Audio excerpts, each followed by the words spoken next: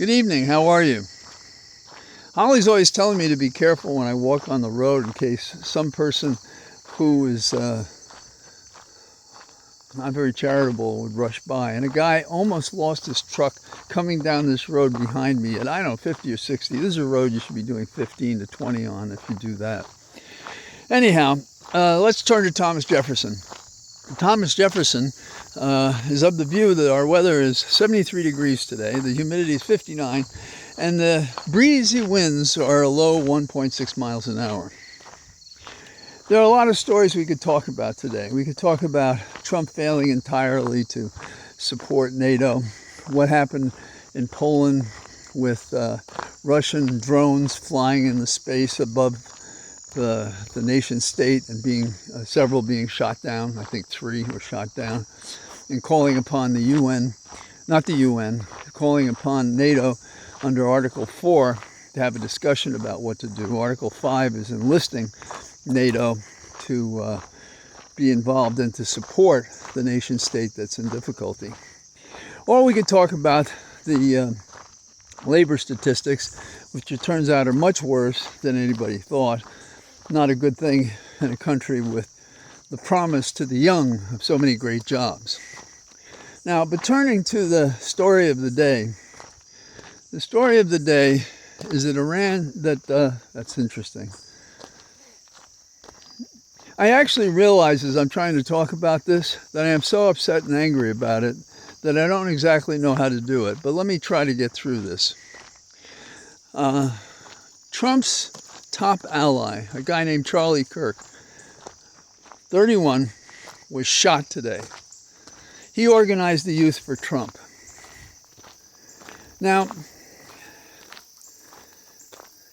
the interesting thing about his death is that he was talking about mass shootings in response to a question when on the tape that's at an angle to his head, the bullet goes into his body and he doesn't instantly die, but he does soon after that. And some of his supporters lied and said he's talked to them and said, just pray for me. I doubt it. It's possible. Anything is possible. He was talking to a crowd in Utah. Now, don't get me wrong. I'm not angry because I gave a damn about this guy. I'm angry because this was all foreseeable.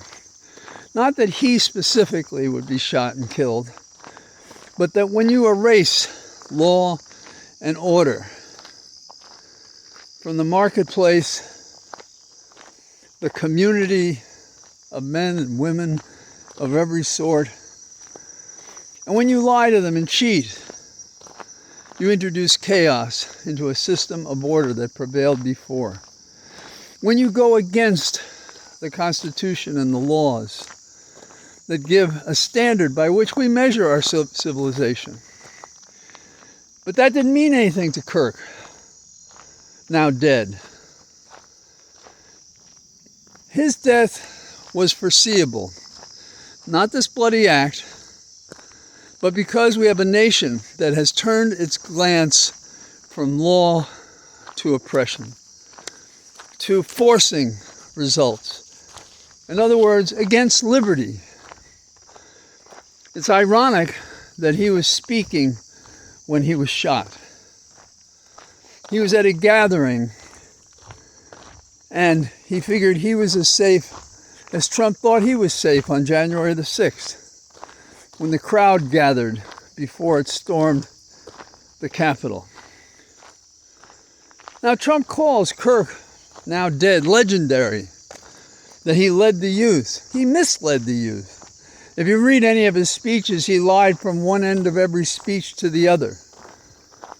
It's like he was a recruiting poster for his own career at Fox or some other podcast. Trump killed him. How?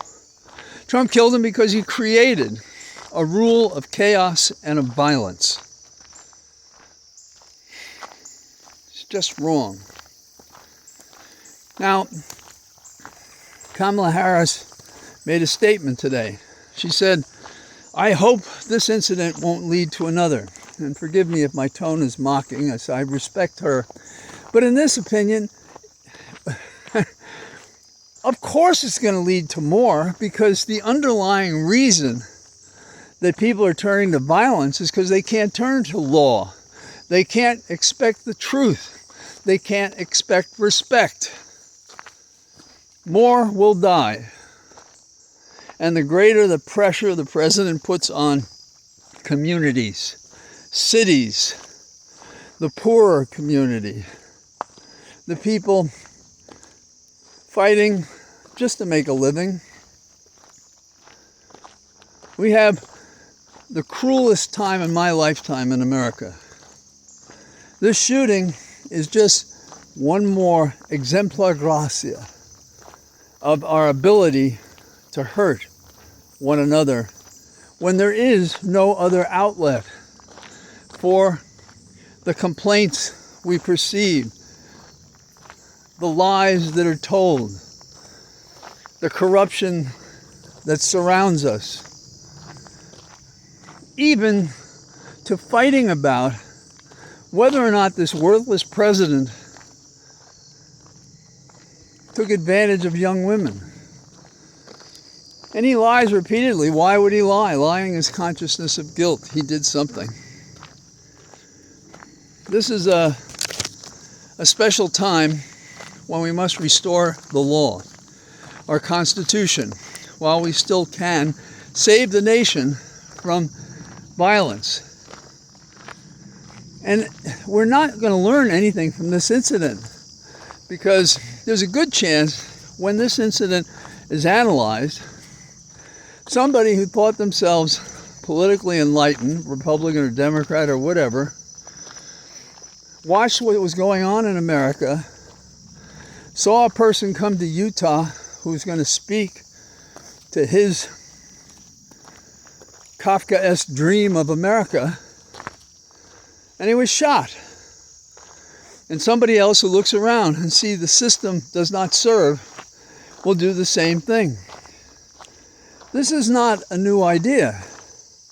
This has happened through all recorded history precisely the way I'm describing it.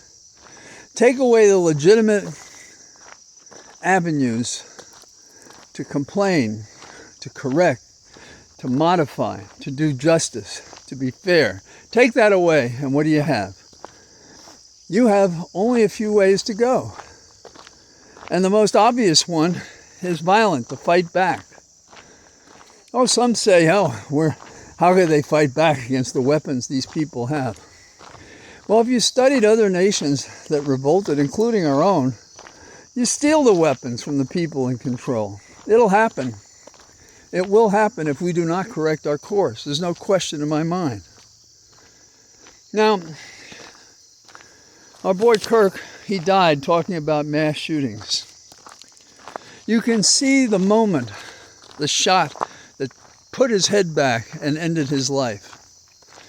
Now, a couple of years ago, Charlie said, now listen to this, some gun deaths were okay to protect the Second Amendment. So if he were standing here now, I guess I'd ask him, did you really mean it, even for yourself? Because you're now dead. You are one of those gun deaths. And how have you protected the Second Amendment? Mass shootings, I guess, are okay. But in your case, it was a surgical strike. You're the only person who was hit. The only person at that event in Utah who is dead. Now, this same guy that is legendary, according to Trump, some jerk will say, God took him from us for a purpose that he had. Really, I guess he could have also taken him if he really had anything to do with it, and I don't believe he did, for all the wrongs that he wrought. But I believe we have free will, and I believe he chose to do the things he did and had nothing to do with God. Charlie is gone because he and many of his supporters preferred chaos and violence to law and respect. That's why he's gone. And, say you're a woman, and I am not that. But I think I can figure out what would piss off any woman of self-respect. Charlie said more younger women need to get married at a younger age and start having kids. The single woman issue is one of the biggest issues facing a civilization. That's what this jerk said. And now, because the Republicans are in control, and he was one of theirs, we're going to ignore this man's failures in life and treat him as a martyr, which is ironic, because he's a martyr for what's all that's wrong with America right now. I don't believe in just killings. I don't believe in capital punishment. I would not have wished that he died. I would have liked it if he would realize he was dead wrong, misleading and hurting people in his misguided, ignorant, stupid proposed courses of action in the world. So we see again, and some will say, oh, we shouldn't talk politics. Oh, really? And they're fast to blame, oh, the Democrats did it. Well, you see, if you want to look at the parties, the Democratic Party is not doing shit. Governors, citizens are. In Congress, there are select individuals who go out and do things. But what is the Congress doing? What is the Democratic Party doing? Now, I hate to mention Harris again, but she's saying, and this is the kind of palaver that people throw out there, hopefully we'll learn from this shooting. No, we will not learn from this shooting. We will not. And the only way is a larger remedy than the parties themselves, each of them are prepared to do, to confront this myopic, wanna-be-a monarch leader in the Oval Office, throwing ketchup bottles when he doesn't get his way. So, what can you say when you live in a madhouse and the craziest are in control?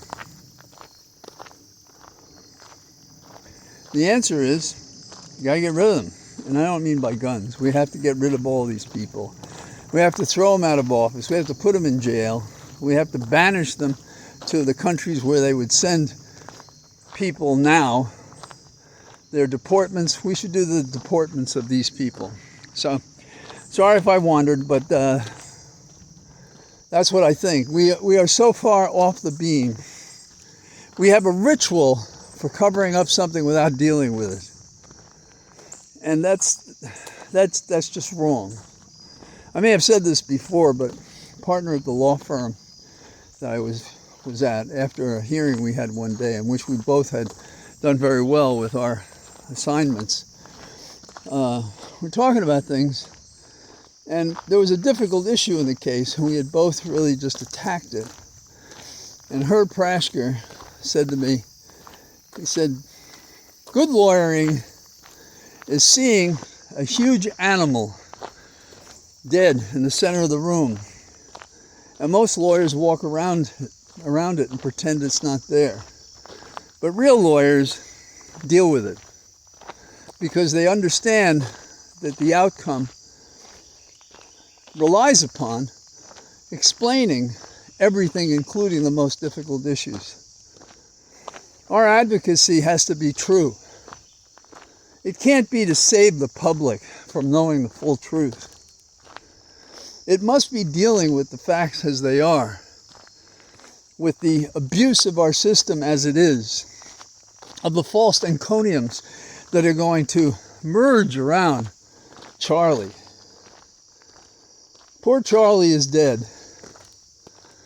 and with him may we bury the ridiculous, hurtful, unconstitutional, myopic, traitorous acts of Trump and the Trump party. It's not a Republican party. It's not even close to that word. And the Democratic Party is kind of asleep at the switch, so it's up to us. So that's what I got to say from our Cathedral of Trees. Talk to you tomorrow. Bye-bye.